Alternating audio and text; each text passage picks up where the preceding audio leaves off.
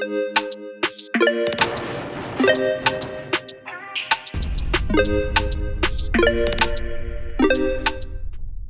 welcome back to Limited Insight. It's been a while.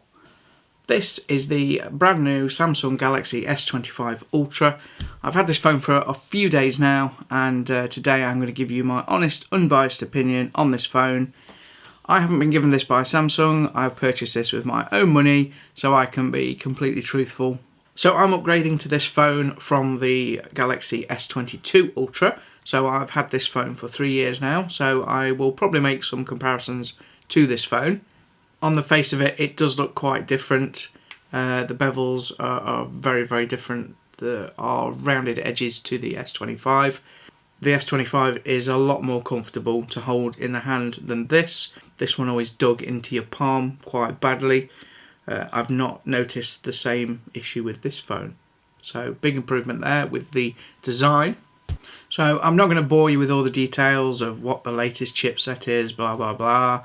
I'm sure there are other videos doing that, and you're not interested anyway. All you need to know on that front is that it's the most advanced chipset they've used yet.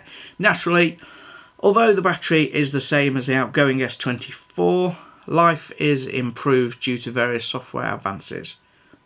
Dimensionally, it is the same, as near as makes no difference anyway, to previous models. However, the screen is a little bigger and fills the space better at 6.9 inches. To the casual eye though, not a great deal of difference. You can get it in some different colours, all quite subtle. This one is the jade green, as you can see. It's not the greenest. I've got to be honest as well, the camera picks it up a lot better than the naked eye does. It's more of a silver with a very slight tinge of green. Very nice nonetheless, but it would have been nice to see it in some bolder colours. You still have the stylus, which is a nice feature to have, rather than not, but it has lost its Bluetooth functionality. So you can no longer fire off the camera in a group shot, something like that. It was always very useful, but unfortunately they've dropped it. Not entirely sure why.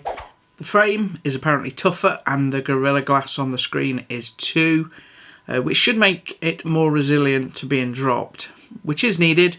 As you can see, the screen on my previous phone is cracked. That's always when I tend to get a new phone, actually. It's either when I crack the screen or the battery degradation gets too annoying and I need to upgrade.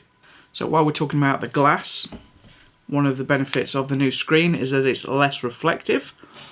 That means in sunlight it's a lot easier to see the screen. You should be able to see there on the camera that the old model is picking up the light, whereas the new one not as much. It really does make a big difference. I've used it outside and it is a lot clearer to see the screen. So it's going to be great on those sunny days. Not that we have many in the UK, but hey, I'm sure the rest of the world will appreciate it. So there was a lot of chatter online after this phone's launch a couple of weeks ago. Many saying it's just releasing phones for phone's sake, and there weren't any actual advances. And my personal opinion is there is some truth in that. I just think the leaps forward in phone technology are far smaller now than they used to be. I think we've kind of plateaued in that sense. I think it's really going to come down to software for future improvements on phones. Most of the changes for the S25 are in the software department, and Samsung really are pushing this phone on the basis that it's your personal assistant. Let's face it, that's what a phone should be anyway. The inbuilt AI capabilities are really pretty smart, but most of that has been out already for a year on the S24, such as the circle to search function, which is definitely one of the smartest functions to be introduced to a phone in the last decade. If you don't have one of the latest generation Samsung smartphones and you don't know what circle to search is, basically it's a piece of AI that allows you to circle a spot on your screen to find out more information about it. For example, if you see a nice lamp in somebody's living room photo online and want to know where you can get one for yourself, simply circle it and it will show you, really quickly in fact. You can hold the power button to get your AI assistant, called Gemini now, at any point, type a question or ask it verbally. You can get Gemini to draw you something as well if you like. Less useful, but it's certainly entertaining for a few minutes. So talking about software upgrades, now when you swipe down from the top of the screen, if you swipe from the right, you get the settings menu. Swipe down from the left and you get your notifications. You still have the pull-out tab over on the right, but the menu is now locked on the first 4 items, so you can actually only change the bottom 3. So I've got clock, calendar and gallery, which is annoying because I'd like to add a 4th to that, but I have not found a way to get rid of those top 4. They seem to be locked in and you can't move them, and I wouldn't use any of them. One of the biggest changes in the new phone is the camera. You now get a 50 megapixel ultra wide lens. I believe that's the one at the top here. And that allows you to take some pretty sexy landscape photos. You've got various other lenses as well, 200 megapixel lens, and the software in the phone will of course adapt to the photo that you're trying to take and choose the right lens for the moment. I've done some back-to-back testing with the S22 Ultra, and there are noticeable differences in the quality. The new phone is significantly better, especially in low light.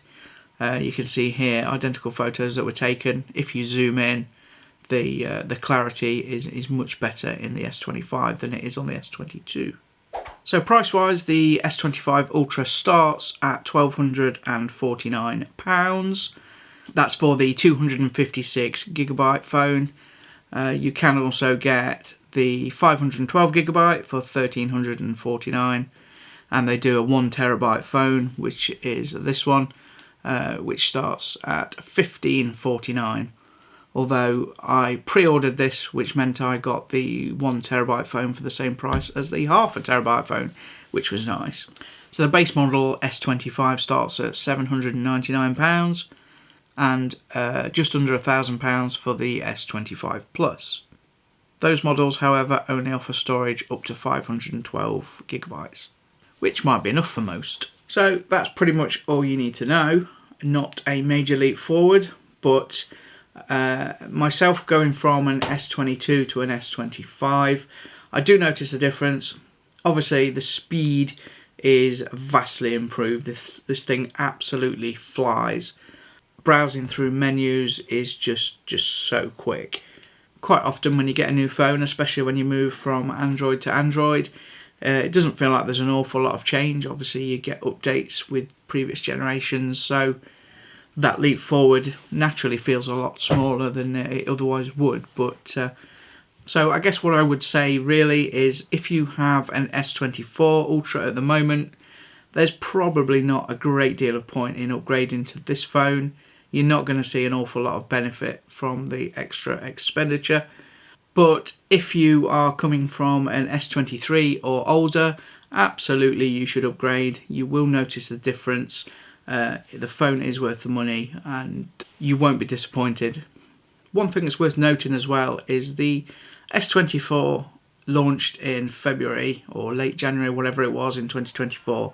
So right at the start of the year, yet no phone through the entire of 2024 was released to better it. So the phone that it replaces was already a superb piece of kit. This only improves on that.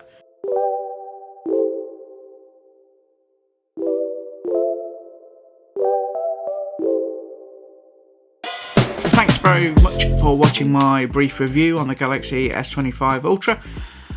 Until next time, bye bye.